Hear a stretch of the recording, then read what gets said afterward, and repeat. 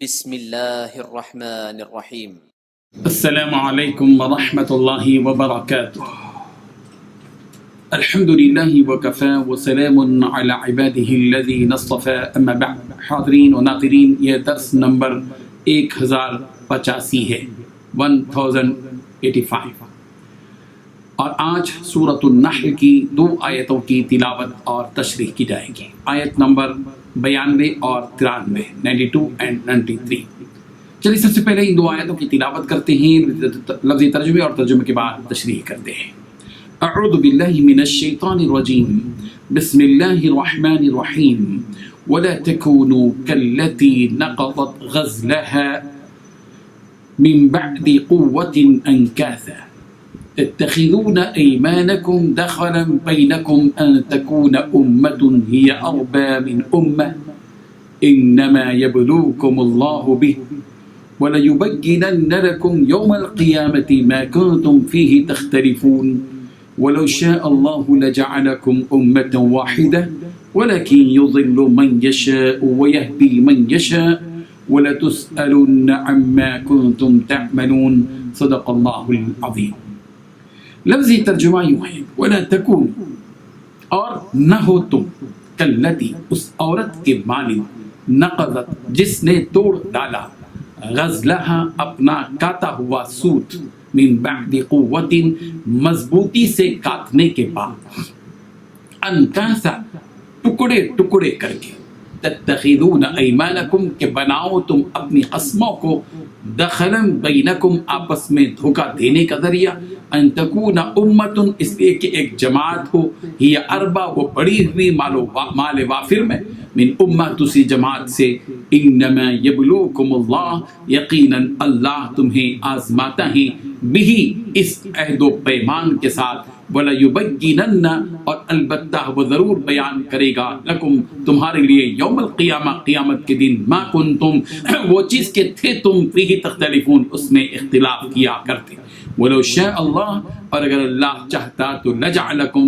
بنا دیتا تمہیں، أُمَّةً وَاحِدَةً، ایک ہی امت، وَلَكِنْ يُضِلُّ، لیکن وہ گمراہ کرتا ہے، مَن یشاء، جس سے چاہتا ہے، وہ یہدی، اور ہدایت دیتا ہے، مَن یشاء، جس کو چاہتا ہے، وَلَتُسْأَلُنَّ، اور البتہ تم ضرور سوال کیے جاؤ گے، عَمَّا كُنْتُمْ تَعْمَلُونَ، ان کی بابت جو تم عمل کرتے تھے۔ ترجمہ یوں ہے، اور اس عورت کی طرح نہ ہونا جس نے محنت سے تو سوت کاتا، پھر اس کو توڑ کر ٹکڑے ٹکڑے کر ڈالا، کہ تم اپنی قسموں کو آپس میں اس بات کا ذریعہ بنا لو گے کہ ایک گروہ دوسرے گروہ سے زیادہ غالب رہے۔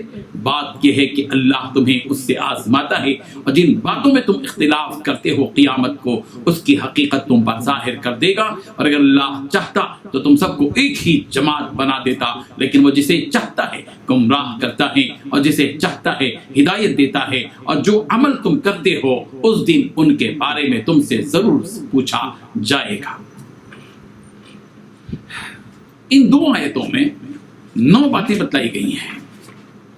پہلی بات، جس عورت نے اپنے سوت کو مضبوطی سے کاٹنے کے بعد اسے ادھیڑ کر تار تار کر دیا تھا۔ دوسری بات، تم اس جیسے نہ بن جانا کہ تم بھی اپنی قسموں کو توڑ توڑ کر آپس کے فساد کا ذریعہ بنانے لگو۔ تیسری بات، صرف اس لیے کہ کچھ لوگ دوسروں سے زیادہ فائدہ حاصل کر لیں۔ چوتھی بات، اللہ تعالیٰ اس کے ذریعے تمہاری آزمائش کرتا ہے۔ پانچویں بات، قیامت کے دن وہ تمہیں ضرور کھول کر بتا دے گا جن میں تم اختلاف کیا کرتے تھے۔ چھٹی بات، اگر اللہ چاہتا تو تم سب کو ایک ہی امت بنا دیتا۔ ساتویں بات، لیکن وہ جس کو چاہتا ہے اس کی ضد کی وجہ سے گمراہی میں ڈال دیتا ہے۔ آٹھویں بات، جس کو چاہے وہ ہدایت تک پہنچا دیتا ہے۔ نویں بات، تم جو عمل بھی کرتے تھے اس کے بارے میں تم سے ضرور باز پرس ہوگی۔ بزرگان محترم، روایتوں میں آتا ہے کہ مکہ مکرمہ میں ایک دیوانی عورت تھی جس کا نام خرقہ تھا۔ وہ بڑی محنت سے دن بھر سوت کاٹتی تھی، چرخہ چلا چلا کر، اور شام ہوتے ہوتے اس سوت کو ادھیڑ ڈالتی تھی۔ اس طرح اپنی ہی محنت پر پانی پھیر دیتی تھی۔ اس عورت کا یہ عمل مکہ مکرمہ میں ایک مثال بن گیا، اور جب بھی کوئی اپنے اچھے خاصے عمل کو اور اچھے خاصے کام کو خود ہی بگاڑ دیتا تو لوگ اس شخص کو اس عورت سے تشبیہ دیتے تھے. اس عورت کی مثال دے کر اللہ تبارک و تعالیٰ اس آیت میں ان لوگوں سے ارشاد فرما رہے ہیں جو اپنے مضبوط عہد کو بڑی آسانی سے توڑ دیتے ہیں کہ تم اس عورت کی طرح مت بن جاؤ جس عورت نے اپنے سوت کو مضبوطی سے کاٹنے کے بعد اسے ادھیڑ کر تار تار کر دیا.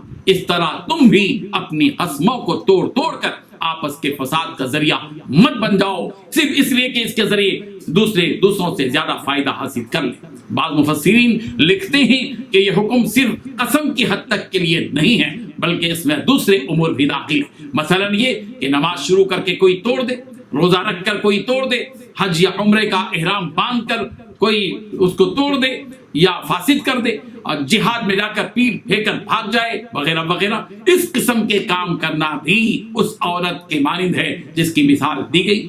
اہل عرب کا یہ طریقہ تھا کہ قبیلوں میں آپس میں دشمنیاں چلتی رہتی تھی.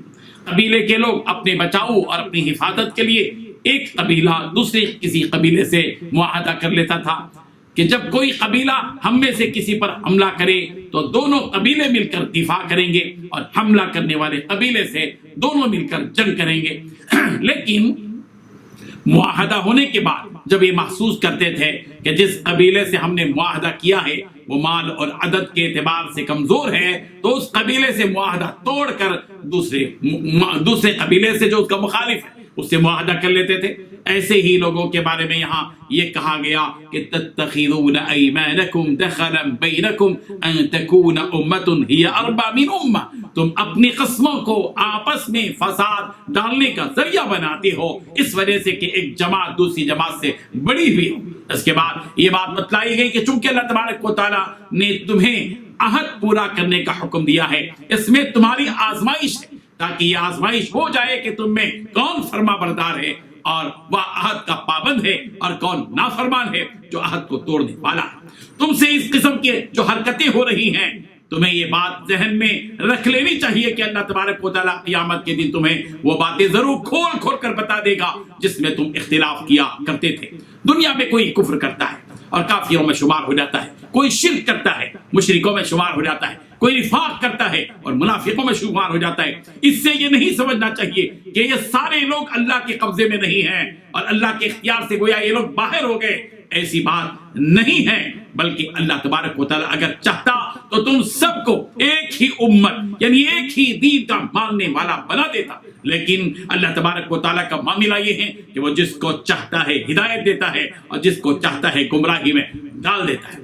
یہی بات سورہ مائدہ کی آیت نمبر 48 میں بھی کہی گئی وَلَوْ شَاءَ اللَّهُ لَجَعَلَكُمْ أُمَّةً وَاحِدَةً وَلَكِنْ لِيَبْلُوَكُمْ فِي مَا آتَاكُمْ. اگر اللہ تعالیٰ چاہتا تو تم سب کو ایک ہی امت بنا دیتا لیکن اس کی چاہت ہے کہ جو تمہیں دیا ہے اس میں تمہاری آزمائش کرے. یہاں یہ بات بھی بتا دی گئی کہ وَلَا تُسْأَلُنَّ عَمَّا كُنْتُمْ تَعْمَلُونَ, اور تم جو عمل بھی کرتے تھے اس کے بارے میں تم سے ضرور سوال کیا جائے گا. تم عہدوں کو توڑتے تھے اور قسموں کو توڑتے تھے تو اس بارے میں بھی قیامت کے دن ضرور تم سے سوال کیا جائے گا. اللہ تبارک و تعالی ہم سب کو عہد کا پابند بنا دے اور عہد کو پورا کرنے والا بنا دے. وآخر دعوانا ان الحمد للہ رب العالمین.